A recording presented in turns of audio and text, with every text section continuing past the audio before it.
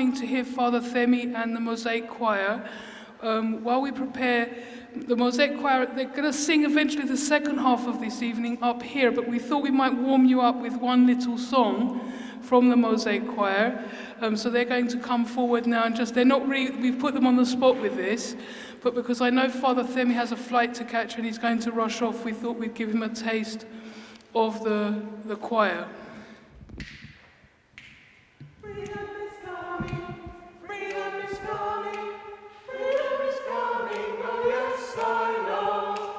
Freedom is coming, freedom is coming, freedom is coming, oh yes I know. Oh yes I know, oh yes I know, oh yes I know, oh yes I know, oh yes I know, oh yes I know. Oh yes I know, oh yes I know.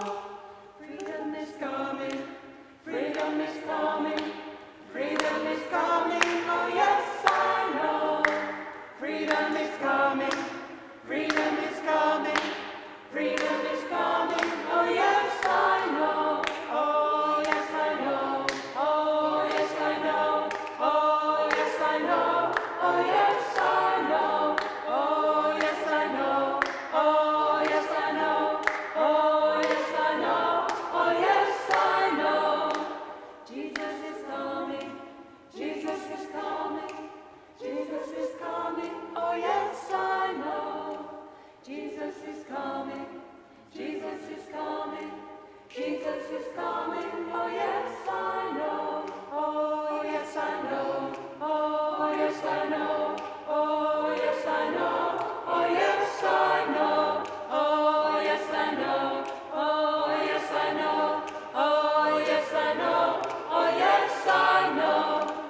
Freedom is coming, freedom is coming, freedom is coming, oh yes I know. Oh freedom is coming, oh freedom is coming, freedom is coming, oh yes I know. Oh yes I know, oh yes I know, oh yes I know. Oh yes I know, oh yes I know, oh yes I know, oh yes I know, oh yes I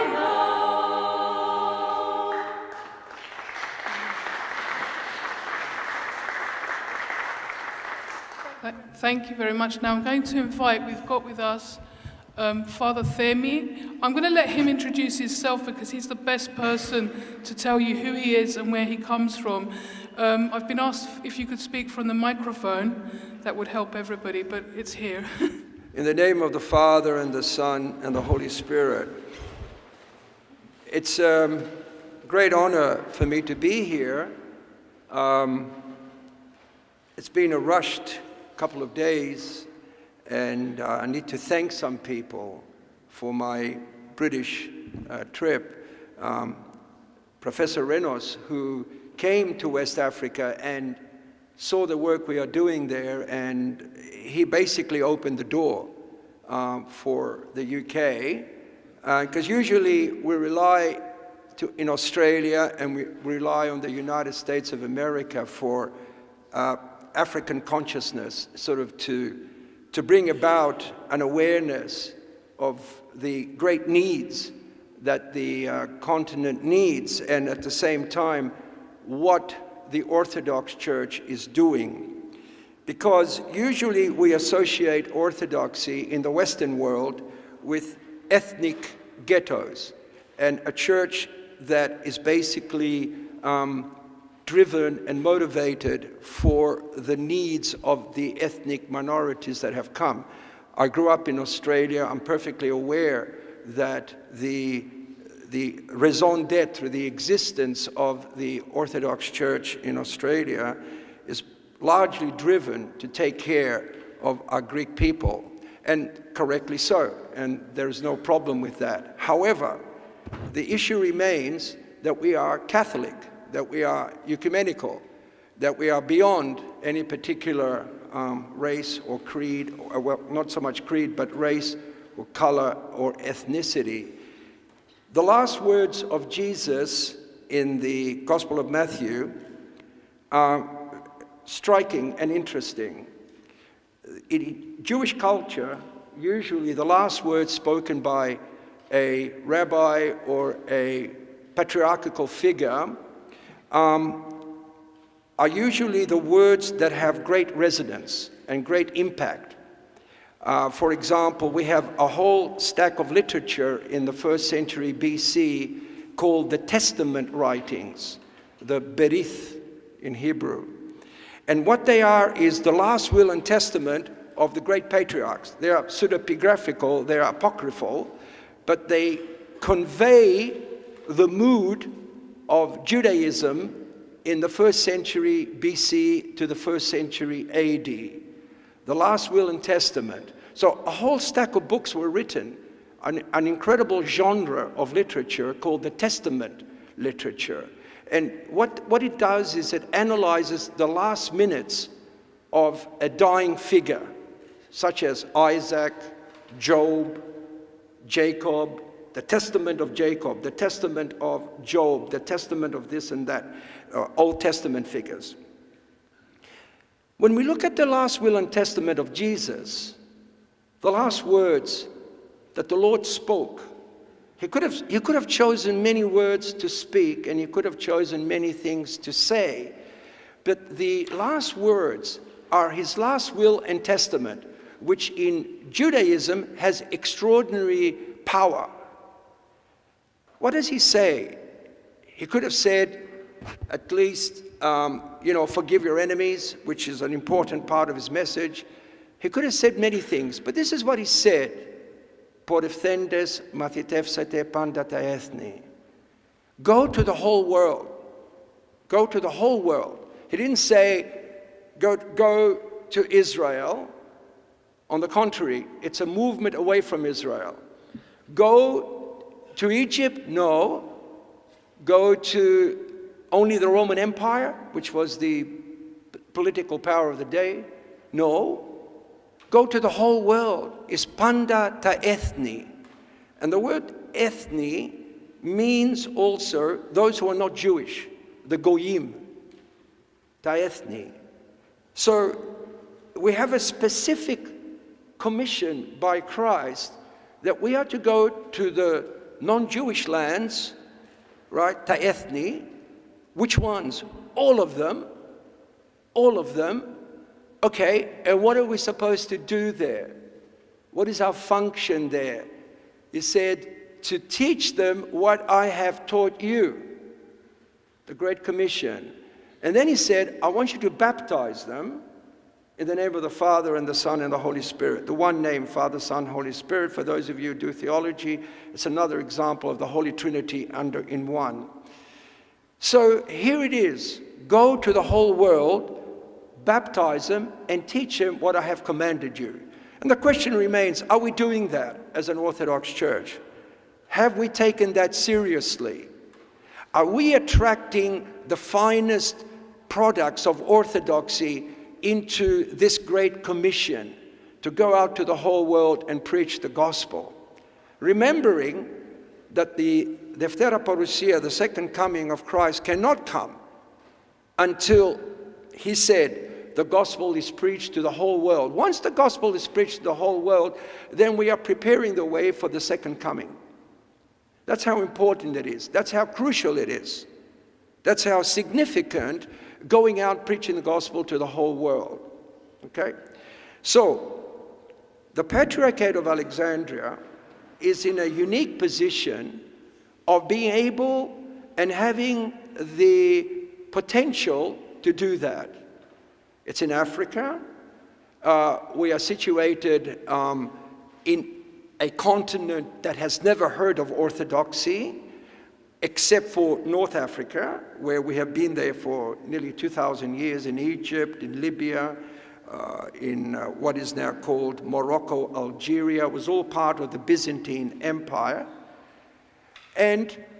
But besides that, in sub-Saharan Africa, once you draw the line from the Sahara down, orthodoxy is unknown, except for the exception of the Greek immigrants that went to South Africa, in Johannesburg, in Cape Town, Durban, and so forth. But with that exception. But again, that was not intended to be missionary work. That was intended to be taking care of the Greek minorities that were living in Cape Town, in Johannesburg, Durban, etc., etc. But the actual idea of doing pure mission under the rubrics of the Great Commission of Christ begins under the Patriarchate of Alexandria around about the 60s and 70s. And one person that is very influential in that is Archbishop Makarios of Cyprus. Makarios came to Kenya because he was exiled, as many of you know, but his presence in Kenya and his presence as a white man who is anti-imperialist, you know, because usually the concept of the white person in Africa, sub-Saharan, black Africa, is that the whites have brought colonialism into Africa. They say, when the Anglicans came, the Catholics came, they say, first comes the priest, and then comes the army. Then comes the army. So, which is exactly what happened in Africa from the 16th, the 15th, 16th, 17th century onwards. And unfortunately, even under the slave trade, the church didn't play a very good role, the other churches. We had no mission in Africa until the middle of the 20th century. And to some degree, it started not so much through our own initiative, but through the initiative of the Africans themselves in Uganda and in Kenya. They had discovered that Orthodoxy existed and had no colonial past to it. That we don't have a Greek colony in Africa. We don't have a Russian colony in Africa. We don't have a Romanian or Bulgarian colony in Africa. We are the only church, by and large, of the major churches that can honestly claim we've never had an imperial background in Africa itself. The only exception is Alexander the Great, but that is in the pre-Christian period. In the Christian period, we've never had any colonial armies going into Africa. And that is a very important point, because we can honestly claim in Africa as an Orthodox church, and by the way, that is very much underestimated. We use that as a great missionary thrust, a great missionary principle, that we are a clean church, a church without any imperialistic intentions, you see. So, but again, we are the Johnny-come-latelys in the mission field. And there are many reasons. The Soviet Union was under communism. Greece was under the Ottoman Empire. So was Serbia, so was Bulgaria, and so forth. So we do have excuses. We do have excuses. But now there are no more excuses. We have no more excuses. We are free. Our nations are free. And there are no more excuses as to why we cannot take advantage of the mission field. I say to you this, that if we could convert millions of people, we can convert millions of people to Orthodoxy if we had the manpower, woman power, manpower. I look at what the Catholic Church is doing. You know, nuns in their 60s and 70s, Mother Teresa's everywhere. Mother Teresa's living in mud huts in slums. Mother Teresa's in Nairobi. Mother Teresa's in Freetown. Mother Teresa's in the Congo. Unbelievable. Unbelievable. I've been to monasteries in Greece trying to get nuns to come. And I always get the same, Πάτερ μου, συγγνώμη, αλλά έχουμε ανάγκη εδώ πέρα στο μοναστήρι και δεν ξέρω τι, πρέπει να... Ποιος θα κάνει τα πιάτα, ποιος θα μας καθαρίσει εδώ, δεν ξέρω τι. And so the katharisma to monasteriu becomes more important than converting people to the gospel of Jesus Christ. Amen. Hello? Anybody here? Okay, so my point remains that it's like we've got this extraordinary opportunity waiting for us, just waiting for us. The numbers in Europe of orthodoxy are diminishing, right? Many people, young people in Australia are turning to Pentecostalism. People in young Greek Orthodox in America are turning again to these Pentecostal churches, these mega churches, hallelujah, praise the Lord, you know, and dancing and so forth. And that's attractive to that mentality. So while we are diminishing in numbers in Europe, in America, Australia, and so forth, in Africa we could be exploding in numbers. But it seems that we simply don't have the woman and manpower to be able to do it. However, it's not all bleak and doom. Whatever we have, we have. And what I want to show you now is what we've done to show you an example of what can be done. If the will is there to do mission work and to bring the gospel of Christ and his love. I was poor, I was hungry, I was naked, I was a stranger, and you came to me. This identification, this solidarity between Christ and the poor is unique to Christianity. You don't hear the Buddha saying, I was poor and you helped me. You never hear that. You don't hear Muhammad saying that. You don't hear the founders of other religions saying that. That solidarity, that identification between the pauper, the sick, the disadvantaged, the disenfranchised, and the Christ is unique to us. It's unique to us, us Christians. So, over there, therefore, given the extraordinary amount of poverty, and which you will see in a minute, and the various medical issues that always arise, you know, that HIV/AIDS kills people, then we had Ebola, then even without Ebola and HIV, we get hit with malaria, typhoid, so many other tropical diseases. It's very hot, very humid. In fact, the saying in Africa, in West Africa, is that when the British armies first arrived there, they didn't have to fight them. The mosquito did the job. So, what I want to now address to you is what we're going to show you now. Today, 40,000 children died in Africa. Tomorrow, 40,000 children will die in Africa. And the next day, 40,000 children will die in Africa. That's the first horror that we need to understand if we are going to understand mission fields in the African zones. 70% of the people living on this planet are living under $2 US dollars a day. 70% of the world's population is living under $2 a day. Imagine, you are a mother, you have 4 children. The choices you have with $2 is bleak. Shall I feed my children? Shall I wash them? Shall I send them to school? Or that sick boy that needs a doctor? What do you do with $2? Very little. And so essentially, what it is survival.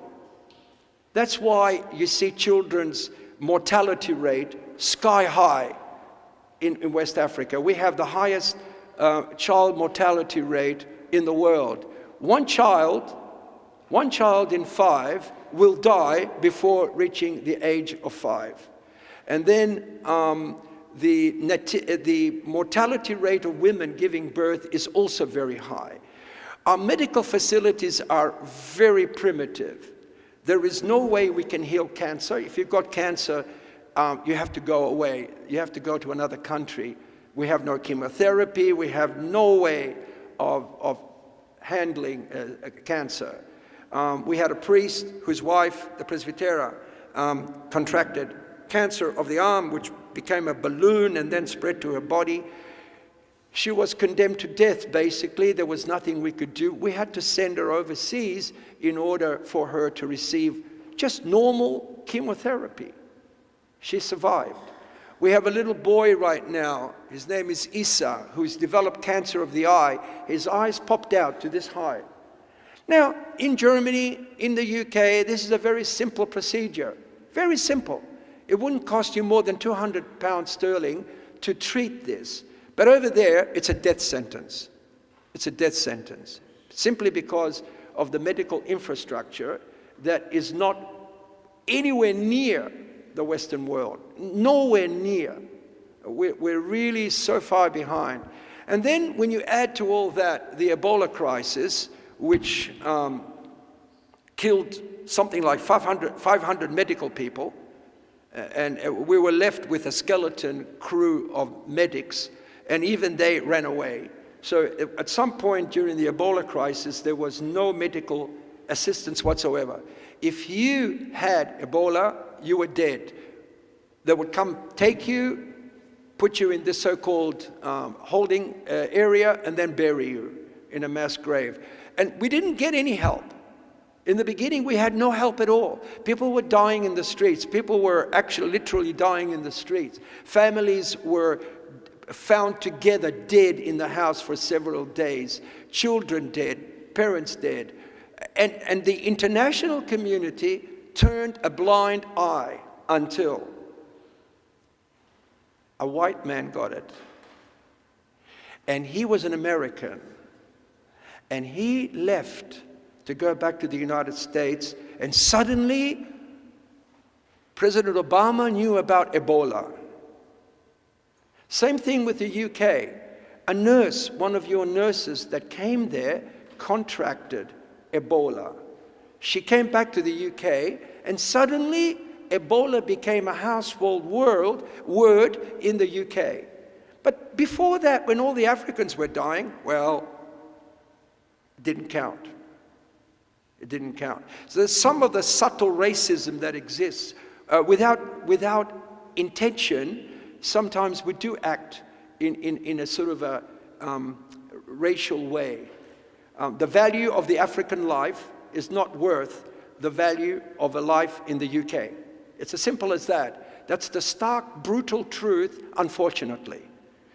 But we who live there and see their value, their worth, their talent, I guarantee you, if I bring a child here from a 6-year-old, she or he would outrun anyone here in sport. And then in the voices, the beautiful voices, and there's so much natural talent which is not exploited whatsoever. So, without much ado, what I want to show you now, if I may, is this. The orphan crisis of the world through various reasons, but particularly we're going to focus on Ebola. One of the stigmas that has occurred in Sierra Leone, Liberia, and Guinea is this. If your mother and father contracted Ebola and you survived, you are stigmatized for the rest of your life. Now, you're an orphan. Who's going to take care of you? There may appear a good Samaritan. There may be someone who's going to help you. But by and large, you're under suspicion. So what we've done as part of our latest projects, among the other projects, is to build 2 orphanages, 2 orphan projects, which we are going to specifically take in Ebola children. Those children that would not be given the opportunity of education and of self-potential growth, we will make sure that they will live in beautiful conditions, equal to the UK, because imagine they're living in mud huts, and now suddenly they're going to be given beautiful schools, beautiful beautiful sanitation, cleanliness. They will have a nurse there. They will have a mother figure. There will be teachers from all over the world, basically, teaching them in the kindergarten, the primary school, and so forth. So these children, while they've been struck down by the unfortunately through the ill fate of Ebola, at the same time, life can change for them, and they can be given a new opportunity that would have been denied of them, even if their parents had survived. But to complicate the matter, and to compound it more, is the fact that they are being discriminated. You are an Ebola child, and that will remain upon you for a long time. So, without further ado, I would humbly ask if we can switch off the lights, please, and then we can proceed. I just hope that the screen is big enough for you to see what we are doing there. Repetitive. To put it into perspective, that means more than the population of the Russian Federation, or Japan, or Mexico, or Germany, or France, or Thailand, and many more countries. Nor does it take into account the millions of children that are living in the streets, who are victims of trafficking, or being sold for labor, or for those who are being forced to become child soldiers. By these figures, approximately every 15 seconds, a child becomes an orphan somewhere in the world. The causes may be poverty, disease, cultural norms, natural disasters, wars, or a combination of these. The reality is that 153 million orphans exist in the world today. What are we doing about it?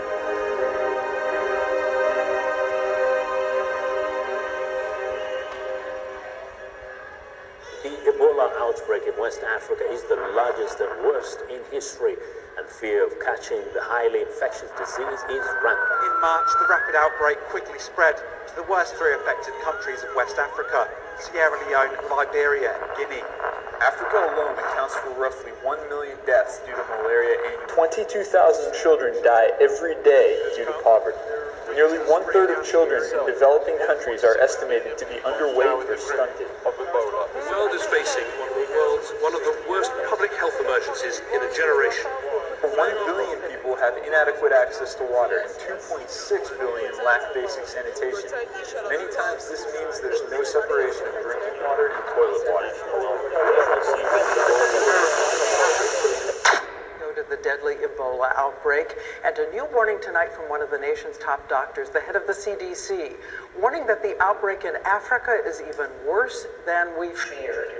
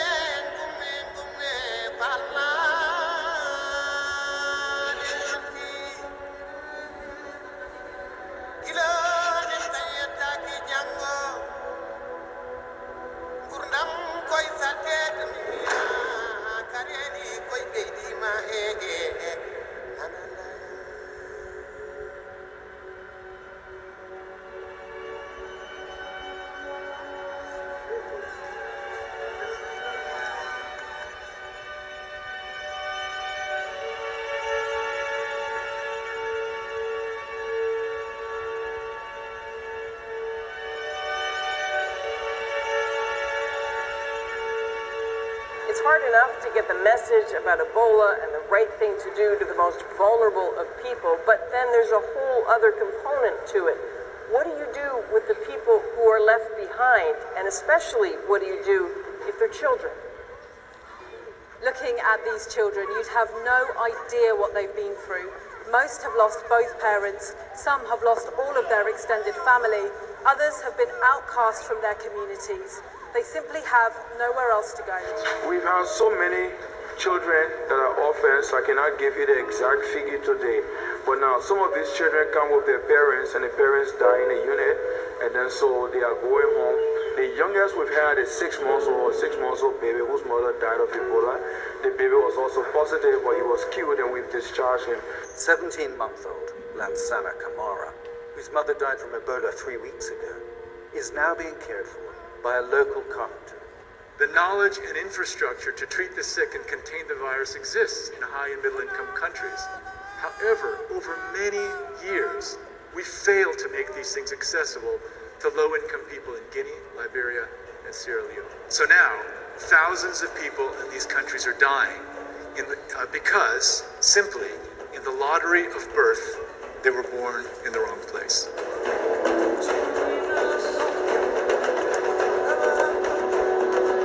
The relation between extreme poverty and Ebola go both ways. Extreme poverty was a major reason to why the outbreak of Ebola became so huge here. People live so cramped in the slum here. They don't have water and sanitation. When someone started to vomit and got sick, the whole family got infected. And now, when Ebola is here, it stops business. Economy comes to a standstill. People lose their job, and poverty gets worse. Malnutrition,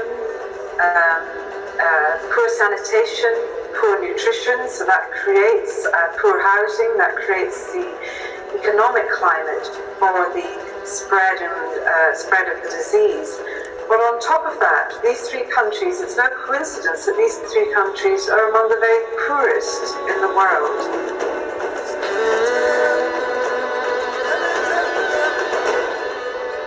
Fr Adamopoulos informed President Kuruma that they have got sponsors in the US to build the 2 modern orphanages in Waterloo and Freetown with state-of-the-art equipment and of international standards for the children.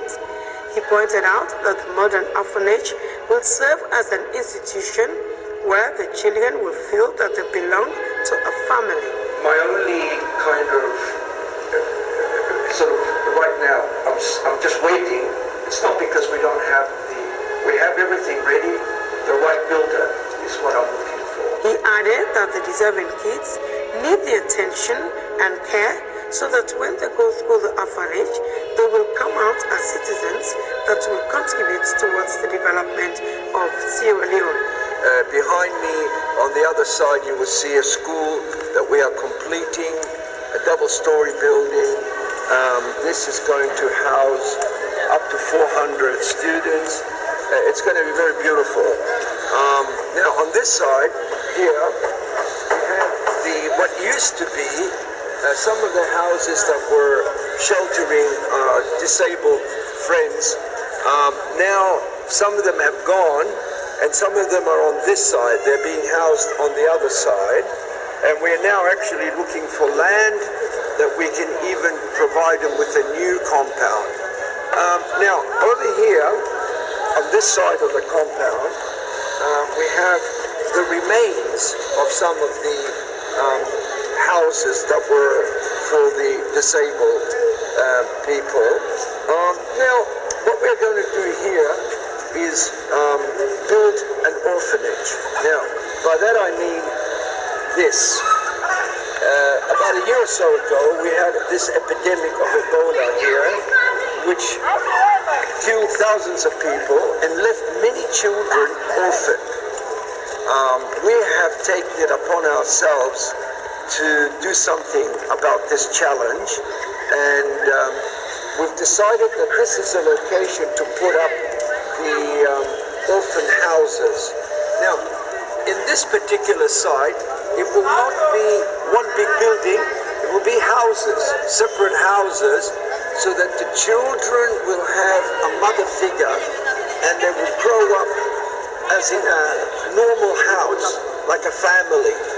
And the aim of it is not to have it as an institution. So this is the site that we're going to establish our various orphan houses. Some of these kids here, they are the Ebola orphans, right? Some of them, about 80 of them, I think, is it? How many? About 78, 80.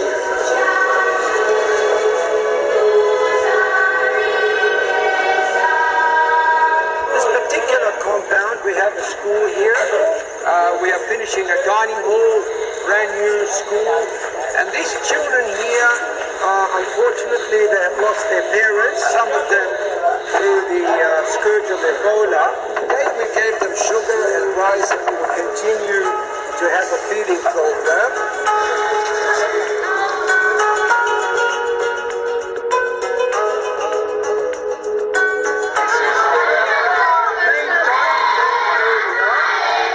Today we're having a presentation for the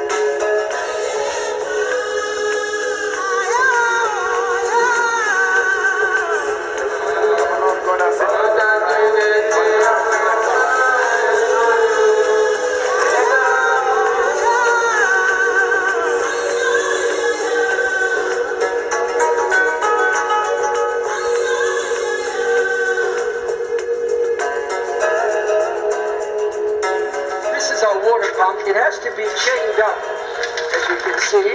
Mr. Abubakar, you chain it up all the time if it's not used, right? And the reason for that is security. People come and use it, and they break it, and they don't know how to use it, so we have to keep fixing it, costing a lot of money. So we decided to make this man here the guardian, the security guard, and the main pumper of this pump.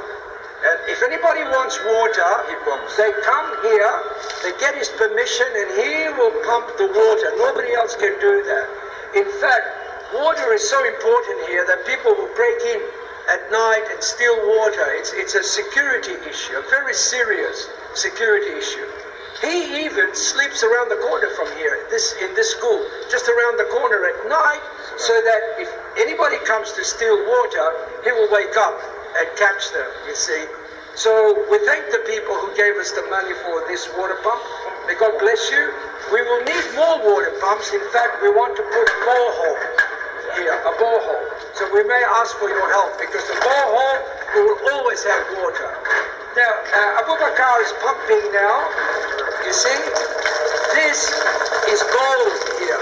This is gold. Clean water is a treasure.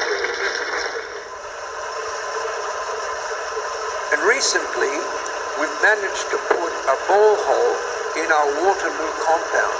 This will guarantee water all year round. The Ebola orphans and other orphans as well. Every day we cook for 400 plus people, mostly children, as well as the teachers and staff in this compound. Now, Salimatu, you use this pot here, huh? Yes, we use this pot.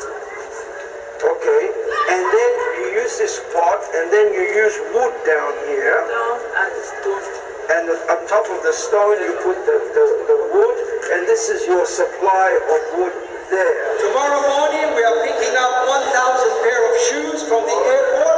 We're going to bring them here, and these shoes will be given to all the Pekin here. But, yes, now, these shoes are very different to any other shoe you have ever worn in your life. These shoes are different, but all other shoes are they different? What do you mean by different? Well, first of all, they come from America. But more importantly, these shoes, they grow with your feet. You don't need to get new shoes. They will grow as your feet grow. Your shoes grow.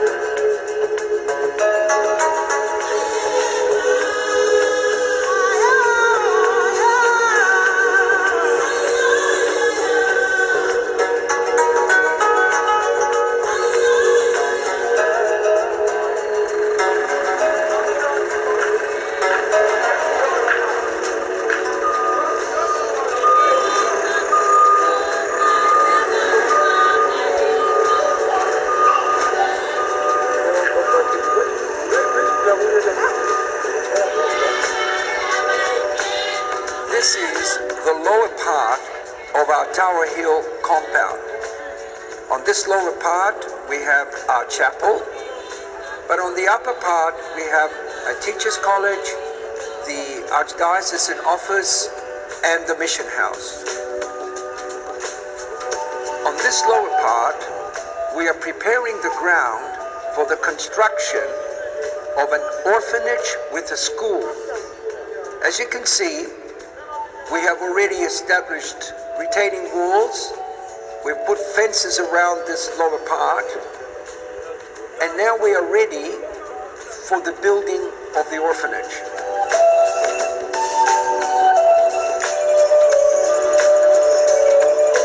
This orphanage will cater for the early childhood years.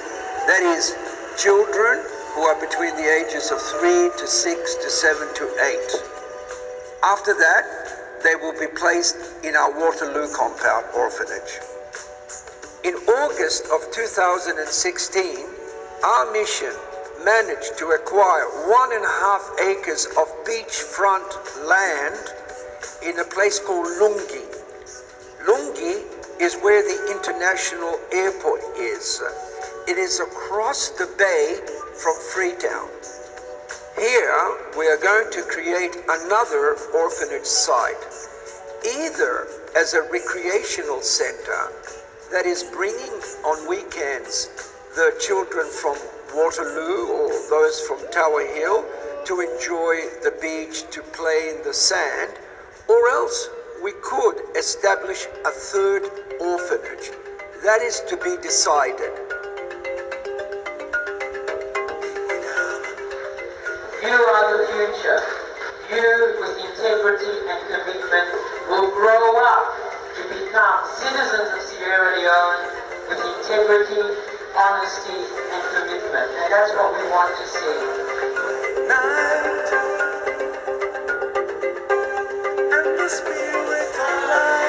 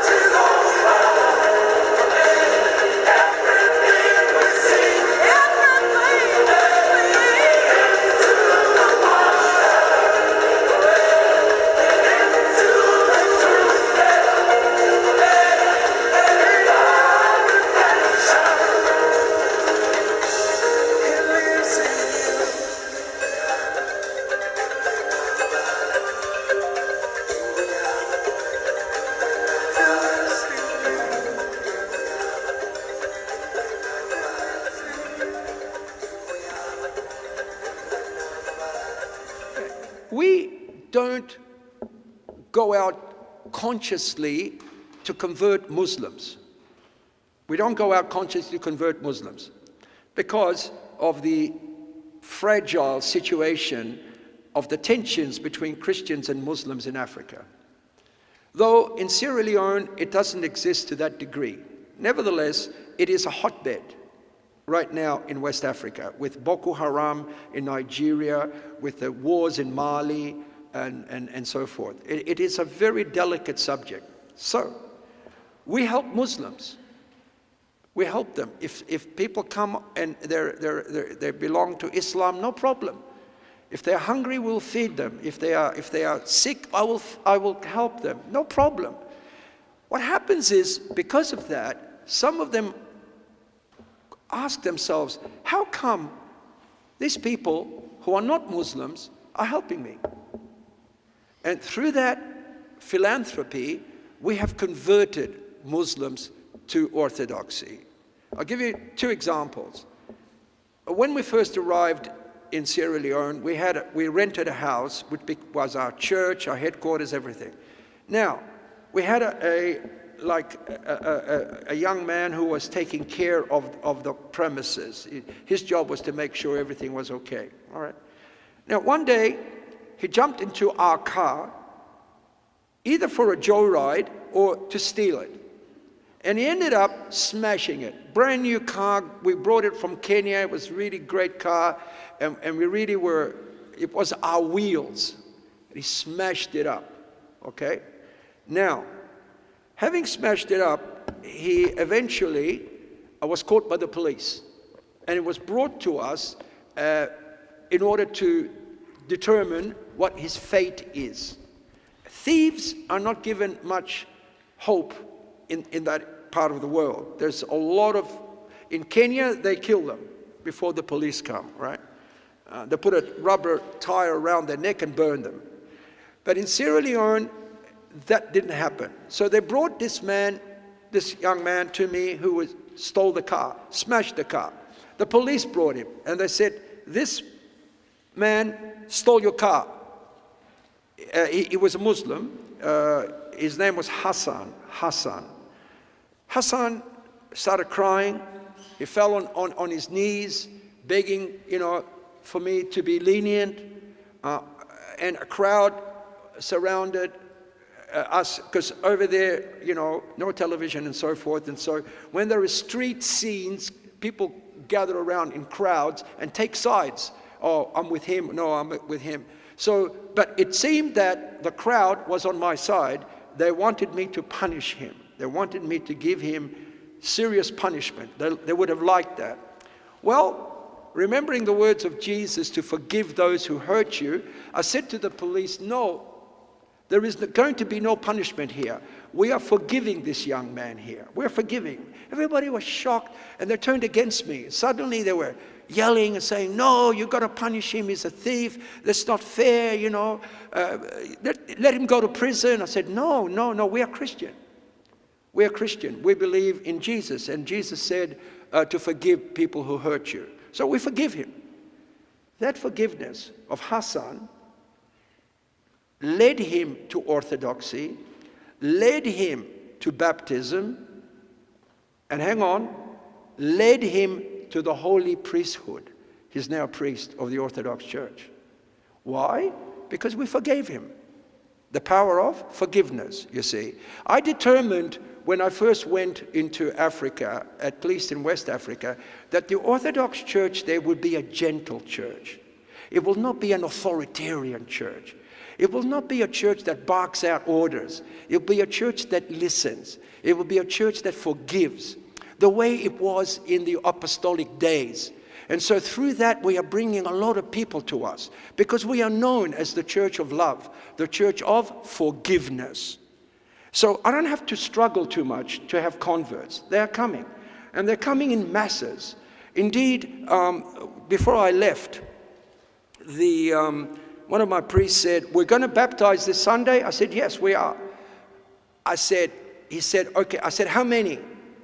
He said, 30? I said, no, it's too much. 12. He said, 20? Okay, 20. And you see, ladies and gentlemen, brothers and sisters, over there it's not a question of, are we going to baptize any? It's a question of how many are we going to baptize? Are we together? Are you still here? Hello? Okay. If this was Africa, you'd be screaming out hallelujah, okay? I'm not getting a hallelujah. So, that's how it is. That's how it is. And in fact, I remember one lady came to me and started yelling at me. And I didn't understand why. And the reason why she was yelling at me is because she missed out on the roster of the names for the baptisms. And because Lent was coming, we could not baptize. So, you know, that's the situation that we have. We have a few people, and the vineyard is great, and the opportunities are very great. So, if any one of you ladies wants to become a nun, I have a application form. You can fill it in. Okay. Any monks here? No problem. Anyone who wants to become a priest, feel free to come and let me know. Okay. Finally, because I have to fly out tomorrow, are there any other questions? We'll take one more. Cleanthi. Say it again? Yeah. But again, volunteers to do what? Now, there is a list of things, right? A priority. Teachers, doctors, nurses, builders, carpenters, electricians, plumbers, builders in general, architects, if possible.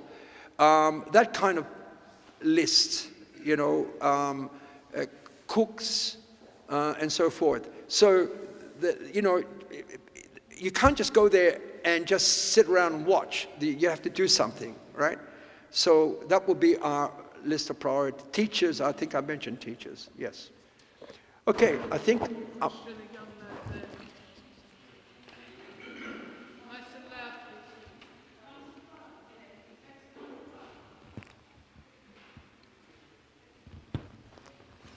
What is the question? Oh, you want to come to the front? Okay, come. Yep, there you go. Give us your name and tell us what's on your mind. My name is Michael. My question to you is, when you went to Sierra Leone and you saw the kids, what was your first reaction? Okay, thank you, Michael. Do you know what your name means? Michael. That's your name. It's a Hebrew name. It means he who is from God. Okay, El is God. My first impression always is the effects of poverty, Michael. The effects of poverty. You're wearing shoes, right? Imagine no shoes. That's the first thing you have to understand, right? Have you eaten today? Yep. How many times today? 2 or 3 times today. I wonder how would you feel now if you hadn't eaten anything? Right? And tomorrow you're not sure whether there will be a meal for you, okay? So that's a second understanding what it's like to be a child over there, okay? Thirdly, do you live in a house with a roof over your head? Yep. And do you have water in your house? Yes. Do you have electricity in your house? Yes. Do you have a bed to sleep on? Yep. Does it have a mattress on that bed? Yep. A mattress as well? Yep. Wow. And pillows and covers? Yep. You're a rich man. Congratulations. You won the prize.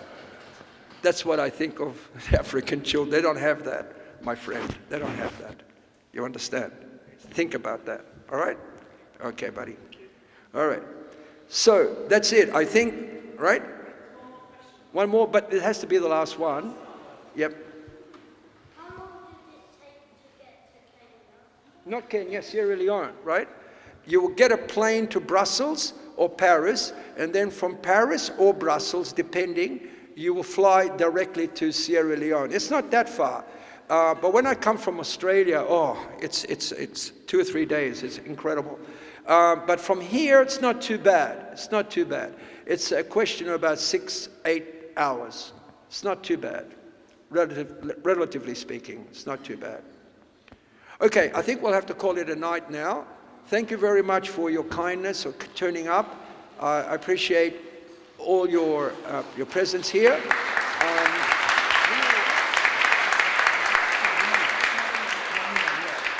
And also to thank Marina, to thank Krisa, to thank the fathers here, to thank His Grace, Bishop Athanasios, and the fathers Constantine and Panayotis, as well as all of you, and particularly the choir that sang such a groovy song. They have half an hour of singing. Half an hour of singing. Yeah. I'll take one and then I have to go. Okay. Okay? You make it good.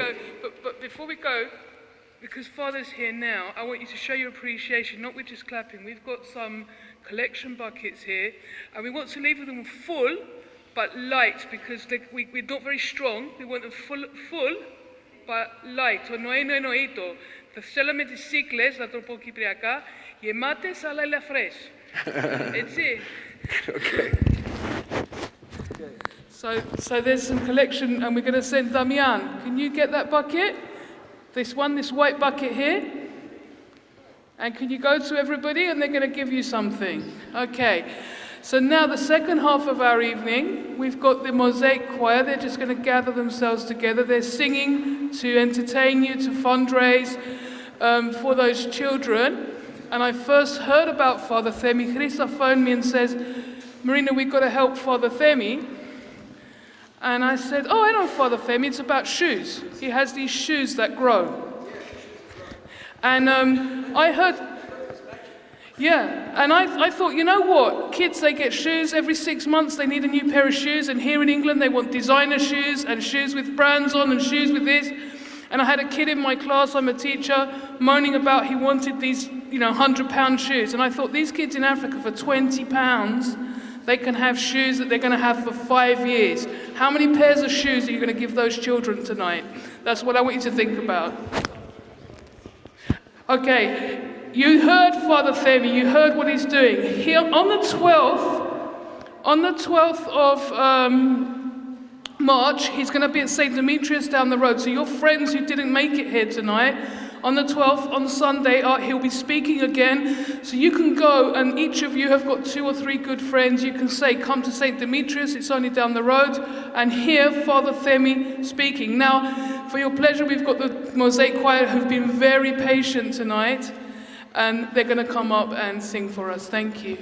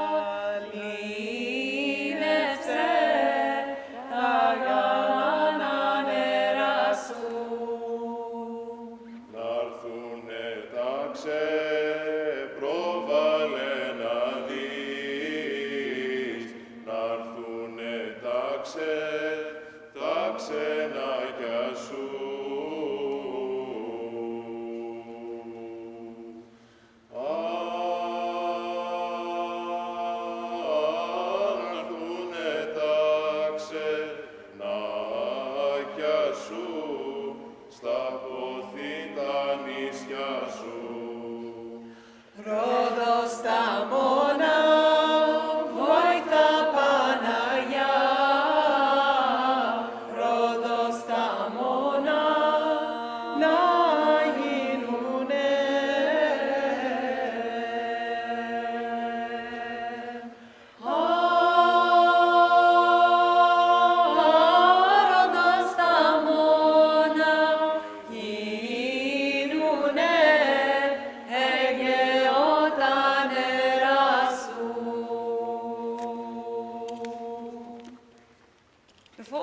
the second one.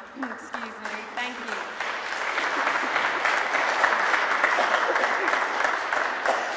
Just want to say a huge thank you to Father Themi for what you said to us, Father Themi. That was very inspiring. And also we would like to tell you that other members of the choir also send their love. We've had 4 members of the choir that have recently given birth. So we're a bit depleted in number, but we're very, very glad to be here this evening. Μια μικρή καμπάνα.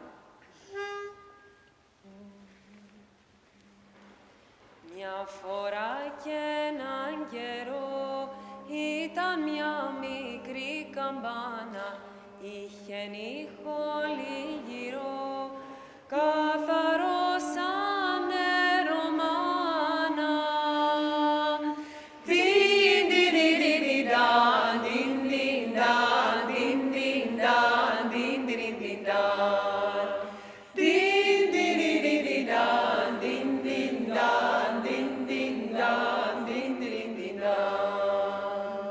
Ήρθα γέρι δροσερό, κάποια νύχτα φαγωμένη και στο φέγγος το θαμπό την καμπάνα είδε θλιμμένη. Din din din din dan, din din dan, din din dan, din din din dan. Din din din din dan, din din dan, din din dan, din din din dan. Αχ, αγέρι μου αφαλό, πάρε τη φτωχή φωνή μου κι αν τες την Αγιά Σοφιά, κι που μένει η ψυχή μου. Din din din din din dan, din din dan, din din dan, din din din dan. Din din din din din dan, din din dan, din din dan, din din din dan. Είμαι ένα βουβοπουλί στα κλονάρια κουρνιασμένο, δίχως τούτη τη φωνή θα πεθάνει πονεμένο. Din din din din din dan, din din dan, din din dan, din din din dan. Din din din din din dan, din din dan, din din dan, din din din dan. Θα έρθει πάλι ο καιρός η καμπάνα να χτυπήσει και αρχάγγελος ξανά την Αγιά Σοφιά να ανοίξει. Din din din din din dan, din din dan, din din dan, din din din dan. Din din din din din dan, din din dan, din din dan, din din din dan. Din din din din din dan, din din dan, din din dan, din din din dan.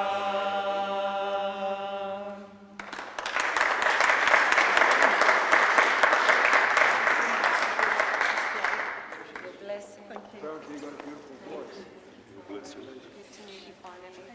God bless you. Where is the application Congratulations. You're going to be a nun. I'll call you Teresa. That Damien is very good. Employ Damien at the fundraiser. Volunteer. We'll do it later. Is the bucket still? We'll do it later. You could go and sit down. Yes, that's fine.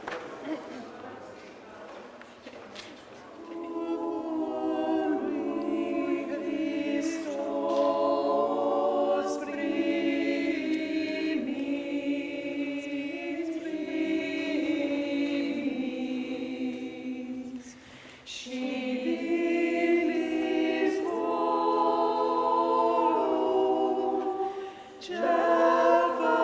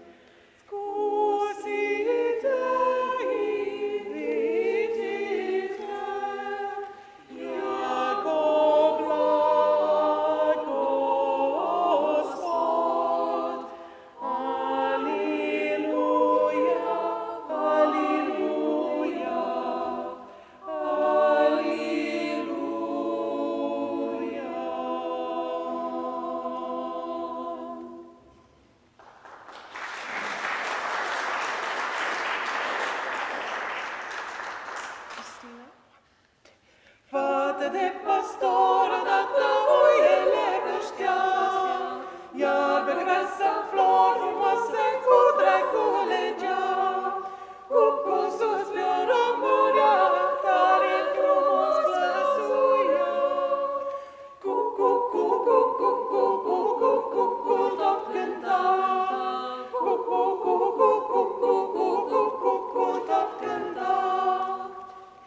Fată stăm pe iarnă, cătră cu roză străin, cucul ăsta-mi scută mie că ți-am trăit. Cu sus pe o rămurea tare frumos lăsuia. Cu tot cânta, cu tot cânta.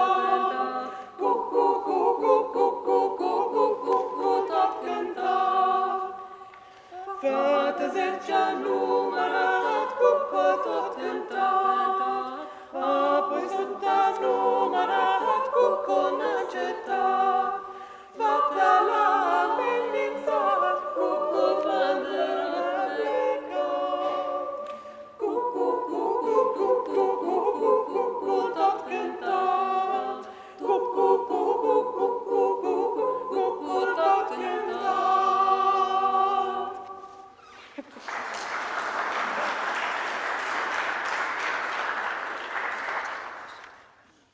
Τούτο το μήνα τον από πάνω, τον από πάνω, τον παραπάνω.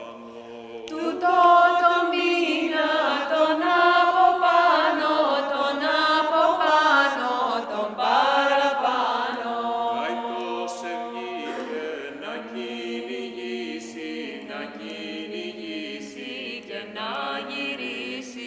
Αητός ευγήκε να κυνηγήσει, να κυνηγήσει και να γυρίσει.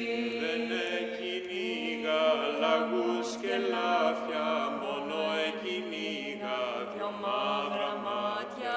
Δεν εκυνήγα τους και λάφια, μόνο εκυνήγα δυο μαύρα μάτια.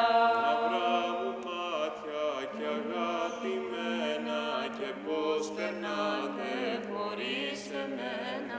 Μαύρα μου μάτια κι αγαπημένα, και πώς περνάτε χωρίς εμένα. Μαύρα μου μάτια, κοκκίνα χείλη, έβγα μικρή μου στο παραθύρι. Να δεις τον ήλιο και το φεγγάρι, να δεις τον νέο που θα σε πάρει. Γαϊτάνι βλέπω και δεν αδειάζω, και δεν αδειάζω να κουβεντιάζω. Αναθεμάτω και το γαϊτάνι, κι απού το πλέκει, κι απού το βάνει. Μαύρα μου μάτια κι αγαπημένα, και πώς περνάτε χωρίς εμένα.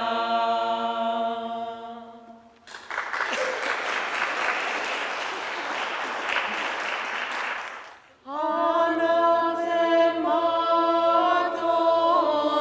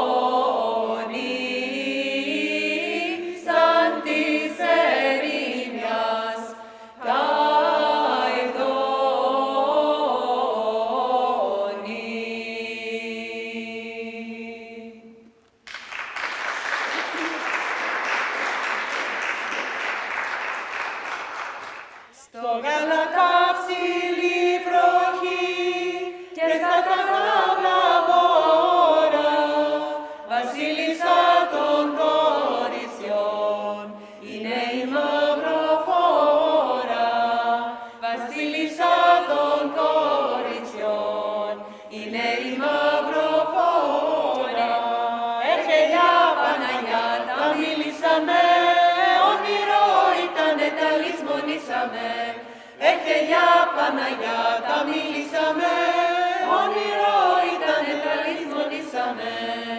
Στο γάλατα θα πιω κρασί, στο πέρα θα μεθύσω και μέσα στο γεννήκουλε κοπέλα θα αγαπήσω και μέσα στο γεννήκουλε κοπέλα θα αγαπήσω. Και για Παναγιά τα μίλησαμε, όνειρο ήτανε τα λησμονήσαμε. Και για Παναγιά τα μίλησαμε, όνειρο ήτανε τα λησμονήσαμε.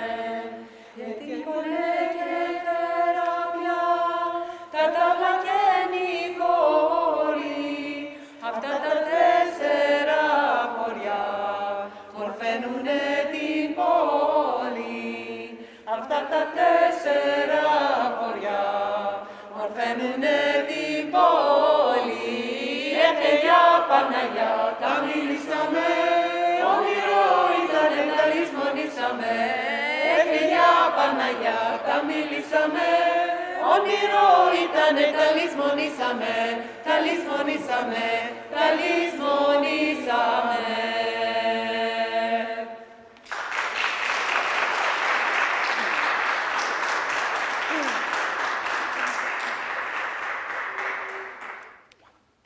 I've got a rope, you've got a rope, all of God's children got a rope.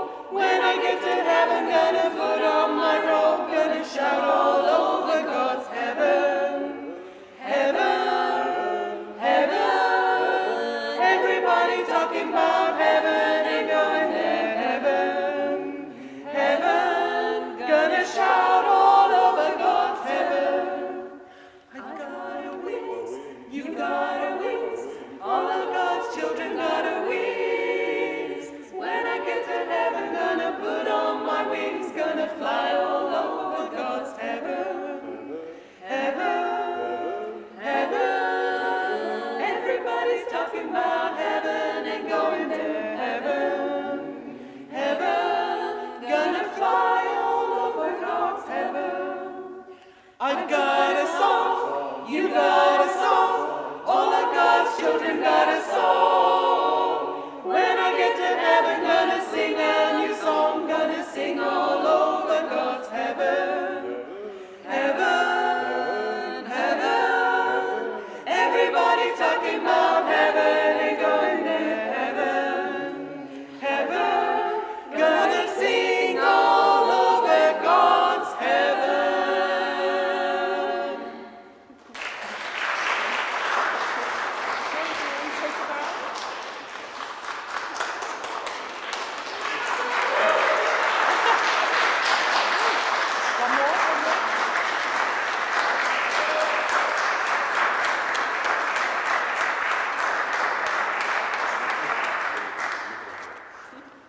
Thank you so much for coming this evening. Thank you so much to the Mosaic Choir. They stayed to the bitter end and they've been practicing for weeks. And thank you, Themistocles Adamopoulos, for hosting us here today. Thank you very much.